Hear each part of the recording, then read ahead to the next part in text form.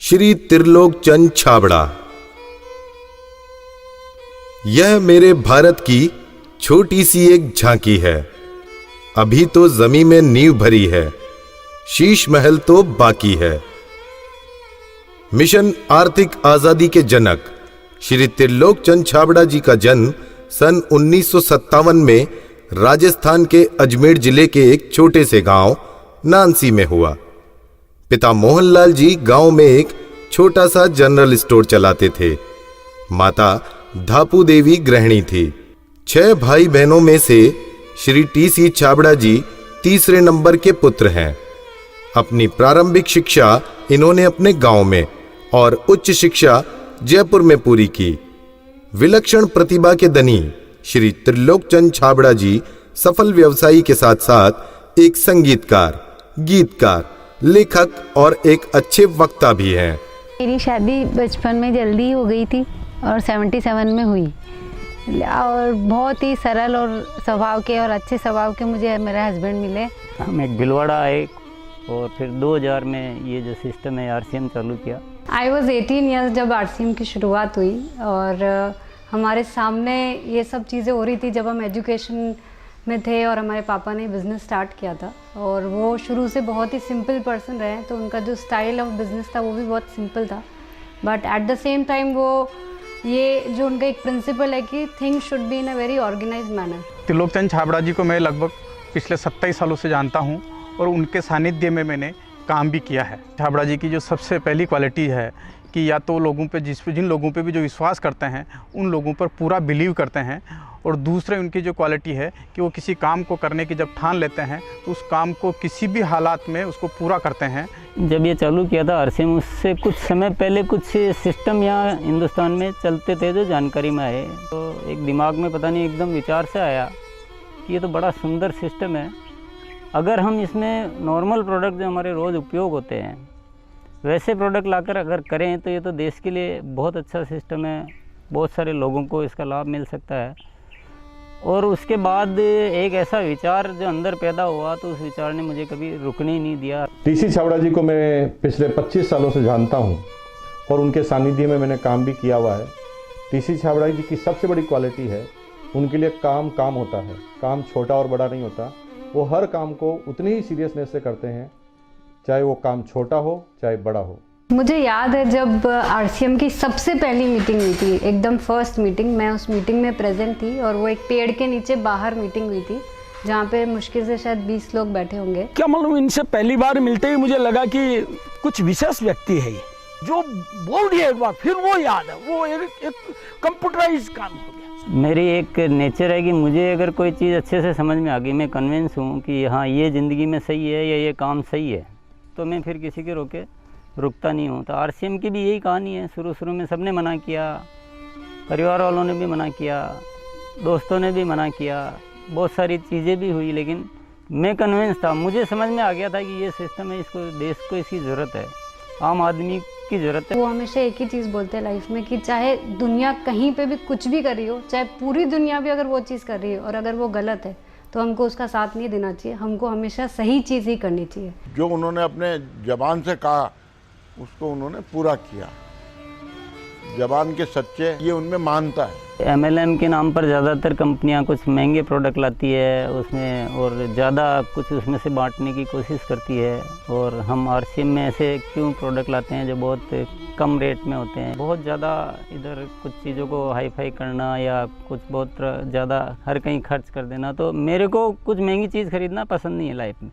तो मेरे को जो पसंद नहीं है मैं बेच कैसे सकता हूँ। हमारे हिंदुस्तान का मिशन मंगल इसका एक बहुत बढ़िया उदाहरण है कि उन्होंने उस पर्टिकुलर बजट में उनको बनाने की सोचा तो उन्होंने वो चीज़ बना कर दी। ये कोई भी वादा करते हैं वो पूरा करते हैं, और इन्होंने जो सोच लिया कि मुझे ये काम करना है वो करके रहते हैं, और इन्होंने जो भी सोचा ईमानदारी से कर रहे हैं पूरा। बहुत सारी चुनौतियाँ आई इस काम को करते हुए। बहुत सारे लोगों ने साथ निभाने का वादा किया, साथ चले, काम को आगे बढ़ाया, फिर उनके मन में पता नहीं क्या लालच आया तो उन्होंने पूरा बाहर जाकर एक नई कंपनी शुरुआत की और पूरा आरसीएम पर अटैक करना चाहिए और आरसीएम के सारे लोगों को, सारे सिस्टम को तोड़ने की एक बार नहीं कई बार बार ऐसे प्रयास हुए कि जब ऐसी घटना हुई है तब आरसीएम में बड़े निर्णय हुए हैं।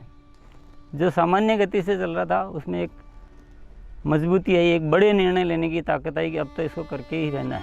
वो बहुत कम बोलते हैं और बोलते हैं वो एकदम सत्य और सीमित मात्रा में। डायरेक्ट सेलिंग सिस्टम में एक बहुत बड़ी बात सीखने को मिली कि लोगों को कभी भी आप ओवर कमिटमेंट मत करो। 2011 में जो हमारे साथ में ये गवर्नमेंट का हुआ उसमें बहुत अलग हमारे पर इफ़ेक्ट हुआ उस चीज़ का कि ये भी होता है क्या लाइफ में ऐसा। और वो ये जो एक फेज़ था वो बिल्कुल बहुत कठिनाई का दौर था, बहुत ख़राब स्थिति से हमें गुजरना पड़ा। मेरे परिवार पर संकट आए और परिवार से ज़्यादा जो हमारे जो टीम है, हमारे जो इतना बड़ा हिंदुस्तान में परिवार बन चुका था, उसको सबको दिक्कतें आई। लेकिन एक मन में विश्वास था कि आखिर जो सत्य वो तो सामने आएगा। ऐसा ट्रैजिक पीरियड आया था कि पूरी दुनिया ने ही बोल सकते साथ छोड़ दिया। इनफैक्ट जो एकदम अपने बोलने के लिए होते हैं उन लोगों ने भी साथ छोड़ दिया। लेकिन पापा की वो जो हिम्मत थी और जब भी हमने उसके बाद या उस दौरान जब भी हमको मौका मिला उनसे बात करने का, उन्होंने एक ही चीज़ बस हमको बोली थी कि सब कुछ ठीक होगा क्योंकि हमने कुछ गलत नहीं किया किसी के साथ। हमारे जो आरसीएम परिवार है उनका इतना विश्वास था कि उन्होंने 1 साल इंतज़ार किया और पूरा डटे रहे। और जब उनका इतना विश्वास था तो उस विश्वास में इतनी ताकत आ गई और ये सब चीज़ें, जो भी संकट का समय था वो निकला और अब सब चीज़ें धीरे धीरे अच्छी हो रही है। ऐसे साथी मुझे इस सिस्टम की वजह से मिले। आज इतनी बड़ी सेना कह सकते हैं, इतना बड़ा परिवार कह सकते हैं देश के कोने कोने में, और उसमें इतने जो संस्कार बने हैं, ये हमारे लिए एक बहुत खुशी की बात है।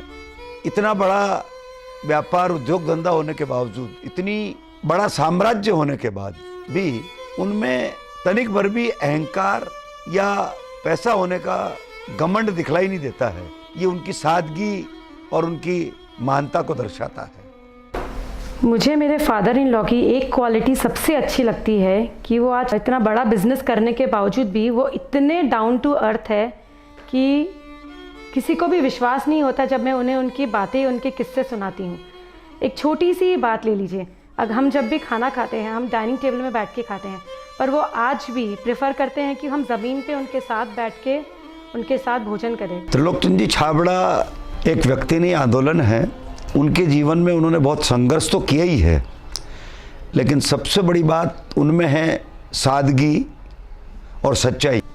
आरसीएम की शुरुआत से ही मैं काम कर रहा हूं और जब आरसीएम बिजनेस की शुरुआत हुई थी तो टीसी छाबड़ा जी की एक सोच थी कि दुनिया में जो कंपनियां आती हैं मल्टी लेवल मार्केटिंग में, वो बड़ी बड़ी और महंगे महंगे प्रोडक्ट लेकर आती है। और टीसी छाबड़ा जी की सोच थी कि मैं एक ऐसी कंपनी की स्थापना करूं जो इस तरह के प्रोडक्ट बनाए जो इंडियन रेट में हो, इंडियन कल्चर में हो, इंडियन मेंटालिटी को सूट करते हो और आम आदमी उस बिजनेस को कर सके, आम आदमी अपने जीवन को बदल सके। 2016 में इसकी गाइडलाइन जारी की गई भारत सरकार द्वारा। उसके बाद से इसमें काफ़ी स्पष्टता आ चुकी है। उसके बाद हमने पूरे सिस्टम सेट किए, हमने पूरे टेक्नीशियंस सेट किए, हमने लेबोरेटरी सेट की और इतना बड़ा सेटअप हो चुका है कि आज हमारे आरसीएम की प्रोडक्ट रेंज में करीब 400 प्रोडक्ट शामिल हो चुके हैं और आगे ये श्रृंखला चालू है। आरसीएम क्यों अपनी ओन मैन्युफैक्चरिंग इकाइयाँ स्थापित करता है या अपना सेटअप क्यों लगाता है, इसके पीछे जो मुख्य कारण है कि आरसीएम ने अपने प्रोडक्ट डेवलपमेंट में 4 कमिटमेंट कर रखे हैं कि ये चारों चीज़ें हमेशा रहेगी। पहली चीज़ है प्रोडक्ट उपयोगी होंगे, दूसरा स्वास्थ्य के लिए अच्छे होंगे, क्वालिटी नंबर 1 होगी और रेट बहुत रीजनेबल होगी।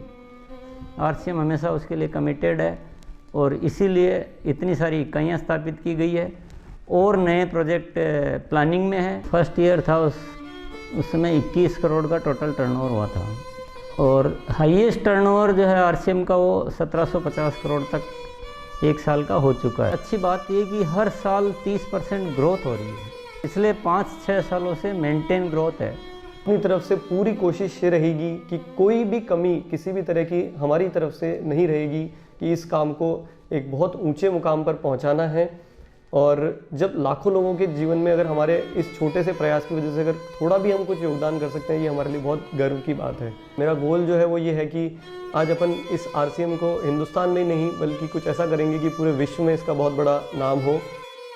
तो आइए सदी के इस महापुरुष, आर्थिक आजादी के जनक, लाखों लोगों के प्रेरणा स्रोत श्री त्रिलोक चंद जी छाबड़ा को हम सब खड़े होकर जोरदार तालियों की गड़गड़ाहट के साथ ओजस्वी उद्बोधन के लिए आमंत्रित करते हैं।